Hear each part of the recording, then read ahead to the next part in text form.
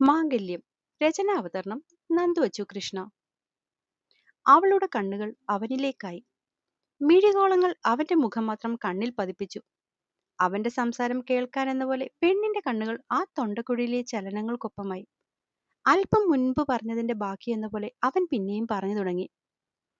അതെ, ആ പെങ്കുച്ചുണ്ടല്ലോ, മണിക്കുട്ടി, അവൾ കല്യാണത്തിന് മുന്നേ നല്ലോണം പഠിക്കുന്നൊരു കുട്ടിയായിരുന്നു. പക്ഷെ ഒരു കല്യാണം കഴിച്ചതോടെ ഒക്കെ തീർന്നു. ഏ, ആന്നേ, അതും കുഞ്ഞുള്ള ഒരാളെ. പോരെ, ഒന്ന് കെട്ടിയത് കൊണ്ട് മാത്രം ആ കുട്ടിയുടെ ഭാവി പോയി. അതാകും മറ്റുള്ളവരെ എന്നെപ്പറ്റി പറയുക. എന്തേ, അങ്ങനെ ആൾക്കാരെ കൊണ്ട് എന്നെ പറയിപ്പിക്കാനാണോ നിന്റെ തീരുമാനം? അവന്റെ ആ ചോദ്യം കേട്ടതും പെണ്ണിന്റെ മുഖം കടുത്തു.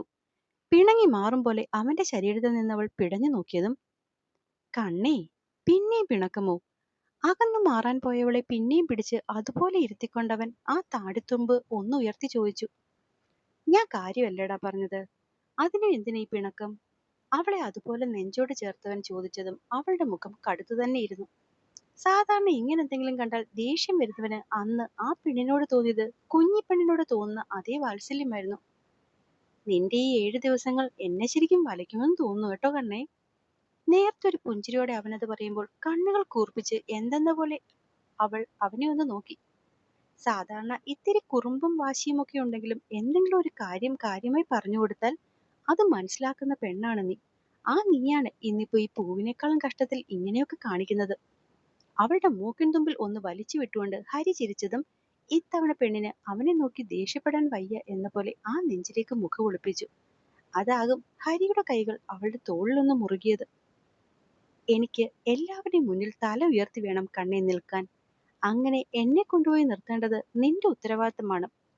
അതിലുപരി കല്യാണം കഴിഞ്ഞ് ഒരു കുഞ്ഞുള്ള ആളെ ജീവിതത്തിൽ കൂട്ടിയത് കൊണ്ട് നിനക്ക് സന്തോഷം മാത്രമേ ഉണ്ടായിട്ടുള്ളൂ എന്നതിന്റെ ബാക്കിപത്രമാവണം ഇനിയുള്ള നിന്റെ പഠിത്തവും നിനക്കിനി കിട്ടാൻ പോകുന്ന വലിയ ജോലിയുമൊക്കെ. ജോലിയോ?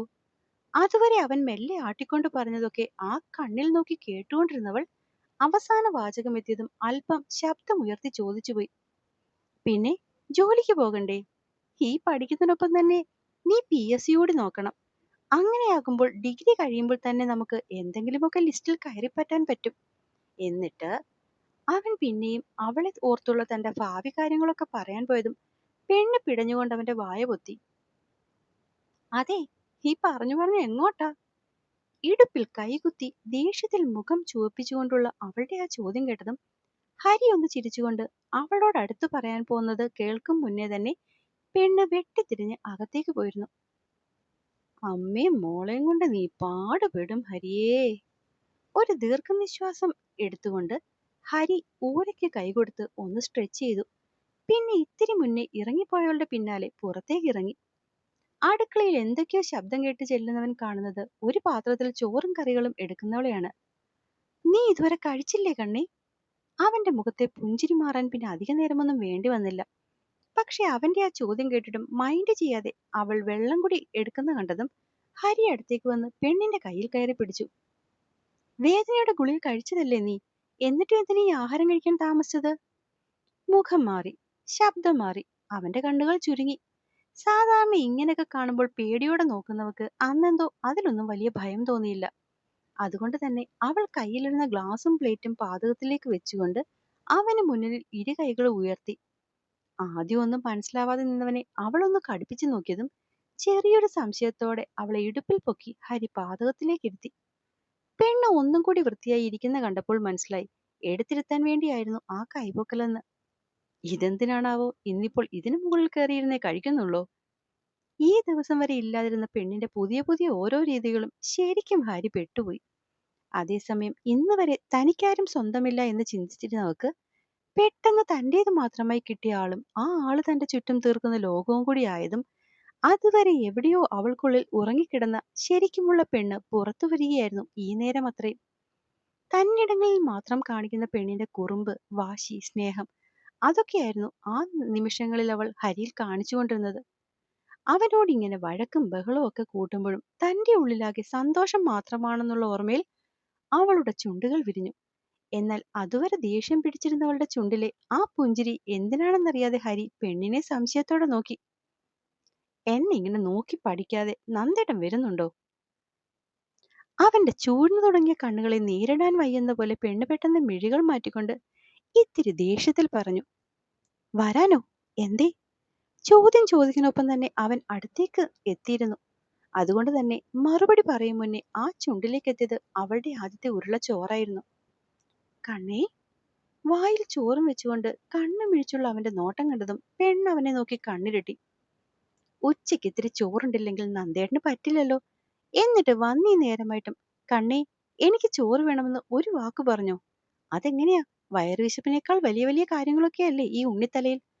അവനെ നോക്കി കണ്ണു ഇരുട്ടി പേടിപ്പിച്ചുകൊണ്ട് നല്ലോണം ചൊടിച്ചായിരുന്നു അവളുടെ ഓരോ ചോദ്യവും. ഒപ്പം തന്നെ കുഞ്ഞു കുഞ്ഞു ഉരുളകളായി ചോറ് നാവിൽ വെച്ച് കൊടുക്കാനും അവള് മറക്കുന്നുണ്ടായിരുന്നില്ല. തന്നെ പേടിപ്പിച്ച് വരച്ച വരയിൽ നിർത്തും എന്ന പോലെയുള്ള അവളുടെ സംസാരത്തിനുമപ്പുറം അവളുടെ കയ്യിൽ നിന്നും കിട്ടുന്ന ഓരോ പിടി ചോറിനും അവളുടെ സ്നേഹമായിരുന്നു ഹരി കണ്ടത്. തന്നെ ഭ്രാന്തമായി സ്നേഹിക്കുന്ന ഒരുവൾ, തന്റെ പെണ്ണ്. ഹരിയുടെ മനസ്സ് നിറഞ്ഞു. കുറെ നേരമായി ഹരി തെക്കുവടക്ക് നടക്കുകയാണ്. ഒപ്പം ഇടയ്ക്കിടെ വയറും നന്നായി തടവുന്നുണ്ട്. ഇതിനിടയിലൊക്കെ ഓരോരോ കൂർത്ത നോട്ടങ്ങൾ സൈഡിൽ അവനെ നോക്കിയിരിക്കുന്നവളിലേക്ക് വരുമ്പോൾ അതുവരെ അവനെ മിഴിമാറ്റാതെ നോക്കിയിരുന്നവൾ പെട്ടെന്ന് ദൃഷ്ടി മാറ്റും. അത് കാണെ അവന് പിന്നെയും നടന്നു തുടങ്ങും. കുറെ നേരമായതും അവൻ പെണ്ണിന്റെ തൊട്ടു താഴത്തെ പടിയിൽ വന്നിരുന്നു. അത് കണ്ടതും പെണ്ണ് താഴ്ത്തി വെച്ചിരിക്കുന്ന മുഖം അതുപോലെ വെച്ച് മിഴികൾ മാത്രം അവനിലേക്ക് കൊണ്ടുപോയി. കള്ളനോട്ടം നോക്കല്ലേ കണ്ണേ. നിന്നോട് ഞാൻ 1000 തവണ പറഞ്ഞതാണ് അത്രയും ചോറ് വേണ്ട, സ്കൂളിൽ വെച്ച് 3 ചപ്പാത്തി കഴിച്ചതാണ് എന്നൊക്കെ. എന്നിട്ട് കേൾക്കാതെ ഒക്കെ വാശി പിടിച്ച് കഴിപ്പിച്ചിട്ട് ഇപ്പം മനുഷ്യന് ഇരിക്കാനും വയ്യ നടക്കാനും വയ്യെന്ന അവസ്ഥയാണ്. വയറും തടവി പറയുന്നതിനൊപ്പം തന്നെ ഒരു ഗ്യാസ് കൂടി വന്നതും ഹരിയുടെ മുഖം അവൾക്ക് നേരെ പെരുത്തു കയറി. നന്ദേട്ടൻ വെറുതെ എന്നെ നോക്കി പേടിപ്പിക്കണ്ട. ഇതേ കൊതി കെട്ടി ഗ്യാസ് കയറി പെരുകിയതാണ്. മിക്കവാറും ഞാൻ ആ ചപ്പാത്തി തന്നത് ആരെങ്കിലും കണ്ണു വെച്ച് കാണും. പെണ്ണ് കാര്യത്തോടെ പറയുന്ന കേട്ടതും ഇത്തവണ കണ്ണു മിഴിഞ്ഞു പോയത് ഹരിയുടെ ആയിരുന്നു. 3 ചപ്പാത്തി പോരാത്തതിന് വാശി പിടിപ്പിച്ച് അവള് ഒരു പാത്രം തന്ന ചോറ് അങ്ങനെ കഴിച്ച് ദഹിക്കാതെ വയറ് പെരുകിയതിന് അവള് പറയുന്ന ന്യായം കേട്ടില്ലേ? കണ്ണു കിട്ടിയതാണെന്ന് പോലും. തന്നെ അവക്കടെ ഉണക്ക ചപ്പാത്തിക്ക് ആരെ ദൃഷ്ടിപ്പെടാനാ? ഓർക്കുമ്പോൾ തന്നെ അവന്റെ ദേഷ്യവും ചിരിയും ഒരുപോലെ വന്നു. ഹരിയേണ്ണ ഇങ്ങനെ ചിരിച്ചു പുച്ഛിക്കൊന്നും വേണ്ട. ആഹാരത്തിന് കൊതിയൊക്കെ കിട്ടും. അത് കിട്ടിയാൽ പിന്നെ പറയണ്ട. അല്ലെങ്കിൽ തന്നെ എന്റെ ചപ്പാത്തി കണ്ടാൽ ആരാണെങ്കിലും കണ്ണുവെച്ചു പോകും. അത്ര ഭംഗിയല്ലേ? എന്ത് രുചിയല്ലേ? വലിയ കാര്യം പോലെ പെണ്ണ് സ്വയം പൊക്കി ഓരോന്ന് പറയുന്ന കേട്ടതും അവൻ മെല്ലെ അവിടെ നിന്ന് എഴുന്നേറ്റു. ഹരിയേണ്ണ എങ്ങോട്ടാ? വീണ്ടും നടക്കാൻ പോവാണോ? അല്ല, ഒന്ന് ബാത്റൂമിൽ പോണം. സ്വസ്ഥമായി ഒന്ന് ടോയ്ലറ്റിൽ പോയാൽ ഒരുപക്ഷെ നിന്റെ ചപ്പാത്തിക്ക് കിട്ടിയ കണ്ണ് അവിടം കൊണ്ട് തീരുമാനിക്കും. പല്ലും ചിരിച്ച് അവളെ ഒന്ന് അമർത്തി നോക്കിക്കൊണ്ട് അവൻ അകത്തേക്ക് പോയതും പെണ്ണ് കുറെ നേരം അവൻ പറഞ്ഞ ആലോചനയിലായിരുന്നു. അയ്യേ, ഈ ഹരിയേട്ടൻ എന്തൊരു വൃത്തികേടാ അപ്പൊ പറഞ്ഞിട്ട് പോയത്? അവള് നാക്ക് കടിച്ചുകൊണ്ട് അവൻ പോയ വഴിക്ക് നോക്കി. ഹരി, ചുമ്മാ കളിക്കരുത്. ആ കൊച്ചിനോ ബോധമില്ല. നീ ചുമ്മാ പെണ്ണിന്റെ താളത്തിന് തുള്ളി അസുഖമൊന്നും വരുത്തി വെക്കല്ലേ. ഒന്നാമത് പുതുമഴ, അതുകൊണ്ടാ ഉറപ്പായും പനി വരുമേ. മുറ്റത്ത് നിന്ന് മഴയത്ത് കളിക്കുന്ന അച്ഛനെയും മോളെയും സിറ്റൗട്ടിൽ നിന്ന് മാഷ് ഉറക്കെ വഴക്കു പറഞ്ഞുകൊണ്ടിരുന്നു. നോ മുത്തശ്ശ, പണി വരൂല. ഞാനും അരിയും സ്ട്രോങ്ങാ. ചെളിവെള്ളത്തിൽ തുള്ളിക്കൊണ്ട് കുഞ്ഞിപ്പെണ്ണ് അകത്തേക്ക് ഉറക്കെ വിളിച്ചു പറഞ്ഞതും മാഷ് പല്ല് കടിച്ചു പിടിച്ചുകൊണ്ട് രണ്ടിനെയും നോക്കി. ഇത് പണി വാങ്ങിക്കൂട്ടുമെന്ന് 100% ഉറപ്പാണ്. നല്ല സ്ട്രോങ് അച്ഛനും അച്ഛന് പറ്റിയ മോളുമാണ്. മനസ്സിൽ പറഞ്ഞുകൊണ്ട് അയാൾ പിന്നെ ഹരിയെ വിളിച്ചു. ഹരി, നിനക്ക് പനി വന്നാ അറിയാമല്ലോ. അതുപോലെ കുഞ്ഞിനെയും പനി ഉണ്ടാക്കാതെ കേറി വട ചെറുക്കാ നീ.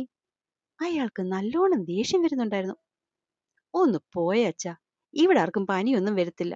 ഇനി ഇവ പറഞ്ഞു പറഞ്ഞ് അച്ഛനായിട്ട് പനി കൊണ്ടുവന്ന് തരാതിരുന്നാൽ മതി. ഹരിയും കൂടി മോൾക്കൊപ്പം ചേർന്ന് പറഞ്ഞതും ഇനിയൊന്നും പറയാൻ വയ്യ എന്ന പോലെ അദ്ദേഹം സോപാനത്തിലേക്ക് കയറിയിരുന്നു. ഒപ്പം നോട്ടം ശ്രീധരന്റെ വീട്ടിലേക്കും പോയി. മണിക്കുട്ടി ഉണ്ടായിരുന്നെങ്കിൽ അച്ഛനെയും മോളെയും പിടിച്ച പിടിയാലെ അകത്തേക്ക് കയറ്റിയേനെ. ഇതിപ്പോ കൃത്യസമയത്ത് പെണ്ണിവിടെ ഇല്ലാതായിപ്പോയി. വൈകിട്ട് സീത വന്ന് വിളിച്ചിട്ട് മണിക്കുട്ടി അവിടേക്ക് പോയതാണ്. അവിടെ ചെന്ന് ഇച്ചിരി കഴിഞ്ഞപ്പോഴേക്കും മഴ തുടങ്ങി. എങ്കിൽ പിന്നെ മഴ കഴിയാനാകും അവൾ അവിടെ ഈ നേരം വരെ കാത്തു നിന്നത്. അതെന്തായാലും അച്ഛനും മോളും നന്നായി ഉപയോഗിക്കുന്നുണ്ട്. ഇനിയിപ്പൊ താൻ എന്തൊക്കെ പറഞ്ഞാലും രണ്ടും കളി നിർത്തില്ല എന്ന് ചിന്തിച്ച് നെടുവീർപ്പിടുന്ന നേരത്താണ് മണിക്കുട്ടി ഒരു കുടയുമായി കയറി വരുന്ന കണ്ടത്. അയാൾക്ക് ആ നേരം അവളെ കണ്ടപ്പോഴുണ്ടായ ആശ്വാസം ചെറുതൊന്നുമായിരുന്നില്ല. ഒരു ദീർഘനിശ്വാസം എടുത്ത് പുഞ്ചിരിയോടെ അയാൾ ഇരുന്നിടത്തു നിന്നും എഴുന്നേറ്റ് അവളെ നോക്കി മുറ്റത്ത് കളിച്ചുകൊണ്ട് നിൽക്കുന്ന അപ്പനെയും മകളെയും മാറി മാറി നോക്കി. ഇതേ സമയം ഗേറ്റ് തുറന്ന് അകത്തേക്ക് കയറിയവൾ നടക്കുന്ന വഴിയെ തന്നെ കണ്ടിരുന്നു ആകെ നനഞ്ഞു പിടിച്ച് വെള്ളത്തിൽ തുള്ളിച്ചാടുന്ന അച്ഛന്റെയും മോളുടെയും കളി. എന്റെ മഹാദേവ! പെണ്ണ് നെഞ്ചത്ത് കൈവച്ചു പോയി. ഒന്നാമത് ഒരിത്തിരി തണുപ്പടിച്ചാൽ പനിയാകുന്ന മോള്, അവൾക്ക് എന്തെങ്കിലും അസുഖം വന്നാൽ തീരുമാനമാകുന്ന അച്ഛൻ, എന്നിട്ട് രണ്ടും കൂടി മഴയത്ത് നിന്ന് തുള്ളൽ. ദേഷ്യത്തോടെ പല്ല് ഞെരിച്ചുകൊണ്ട് അവൾ ശ്രദ്ധിക്കാതെ അകത്തേക്ക് ഓടി വന്നു. കയ്യിൽ ചൂടിയ കുട മുകളിലേക്ക് മറിഞ്ഞു പിടിച്ചുവൊക്കെ പെണ്ണ് നനഞ്ഞിട്ടും അവൾ ആ കുട എങ്ങനെയൊക്കെയോ അഡ്ജസ്റ്റ് ചെയ്ത് പിടിച്ച് അവർക്ക് മുന്നിലേക്ക് ചെന്ന് നിന്നതും അവൾ അവിടെയൊന്നുമില്ലല്ലോ എന്ന സന്തോഷത്തിൽ കളിച്ചുകൊണ്ട് നിന്ന അച്ഛനും മോളും ഒറ്റ നിമിഷം കൊണ്ട് സ്റ്റക്കായി. കാലി തുള്ളി ദേഷ്യം പിടിച്ച് നിൽക്കുന്നവളെ കണ്ടതും പൂവ് പിന്നിലേക്ക് മെല്ലെ നടന്നു. അരി ഓടിച്ചോ, യശി വന്നു! മണിക്കുട്ടി വല്ലാത്ത ദേഷ്യത്തോടെ അവളെ നോക്കുമ്പോൾ പെണ്ണ് സ്ഥിരമായി അവളെ വിളിക്കുന്ന പേരാണ് ഈ യക്ഷി. മുത്തശ്ശാ, പൂവിനെ രക്ഷിച്ചോ! മഴയത്ത് കളിച്ചതിന് ഉറപ്പായും മണിക്കുട്ടിയുടെ കയ്യിൽ നിന്ന് അടി കിട്ടുമെന്ന് പേടിച്ച് പൂവ് ഓടിപ്പോയി അപ്പൂപ്പന്റെ കാലിൽ വട്ടം ചുറ്റി. ഞാനെന്തിനെ രക്ഷിക്കണം? നീയും നിന്റെ അച്ഛനും കാണിച്ച അഹങ്കാരത്തിന് രണ്ടടിയുടെ അവകാശം തന്തയ്ക്കും മോക്കും ഉണ്ട്. മാഷ് കുഞ്ഞിപ്പെണ്ണിനെ നോക്കി പറഞ്ഞതും പൂ പാവല്ലേ മുത്തശ്ശ, യശി തല്ലിയ പൂന് നോവില്ലേ? എടുക്കെന്ന് പറഞ്ഞ് കയ്യും പൊക്കി ചുണ്ടു പിളർത്തിക്കൊണ്ടുള്ള ആ സംസാരം കേട്ടതും ആ നേരം വരെ ദേഷ്യം പിടിച്ചു നിന്ന മനുഷ്യന്റെ ഹൃദയം വാത്സല്യത്തിൽ നിറതുളുമ്പി. സകല കുരുത്തക്കേടും പഠിച്ചു വെച്ചിട്ടുണ്ട്. പറയുന്നതിന്റെ ഒപ്പം തന്നെ പുറത്തു നിൽക്കുന്നവരെ ഒന്ന് നോക്കി അദ്ദേഹം മോളുമായി അകത്തേക്ക് കയറി. ആ നേരം തന്നെ നോക്കി ദഹിപ്പിക്കുന്ന പെണ്ണിന്റെ മുന്നിൽ നിന്ന് എങ്ങനെ ഒഴിഞ്ഞു മാറും എന്നുള്ള വെപ്രാളത്തിലായിരുന്നു ഹരി. സ്കൂളിൽ 100 കുട്ടികളെ പഠിപ്പിക്കുന്ന മാഷല്ലേ നന്ദേട്ടാ നിങ്ങള്? എന്നിട്ടാണോ ഇത്തിരി ഇല്ലാത്ത ആ കുരുന്നിനെ വിളിച്ചുകൊണ്ട് ഇക്കണ്ട അഹങ്കാരം മുഴുവൻ കാണിച്ചത്? അതിന് മറുപടി എന്തു പറയണമെന്നറിയാതെ അവനൊന്ന് വിളറിച്ചിരിച്ചു. കൂടുതൽ ചിരിച്ചു മയക്കല്ലേ, ഇനിയിപ്പോൾ തണുപ്പടിച്ച് പനിയായി എന്നൊക്കെ പറഞ്ഞു വാ, വെച്ചിട്ടുണ്ട് ഞാൻ. അത്രയും ദേഷ്യത്തിൽ പെണ്ണ് പറഞ്ഞതും ഹരി ഒന്ന് കണ്ണു ചിമ്മി. പിന്നെ മെല്ലെ അവളുടെ കണ്ണിലേക്ക് നോക്കിക്കൊണ്ട് തന്നെ പെണ്ണിനടുക്കിലേക്ക് ചെന്നവൻ. തണുപ്പടിച്ചാലല്ലേ പനിയാകൂ കണ്ണേ, ഇനിയിപ്പോ എനിക്ക് ചൂട് പകരാൻ നീ ഇല്ലേ ഒപ്പം? ഒരു കണ്ണിറുക്കി അവൻ പറയുന്ന കേട്ടതും ഇത്തവണ വിളറി വെളുത്തുപോയത് അവളായിരുന്നു. അപ്പൊ കാണാവേ. എല്ലാവർക്കും കഥ ഇഷ്ടമാവുന്നുണ്ടെങ്കിൽ ഒന്ന് സബ്സ്ക്രൈബ് ചെയ്തുകൂടി സപ്പോർട്ട് ചെയ്യണേ. അപ്പോൾ അടുത്ത ഭാഗവുമായിട്ട് വേഗം വരാം. നിറയെ നിറയെ ഇഷ്ടത്തോടെ നന്ദു അച്ചു കൃഷ്ണ.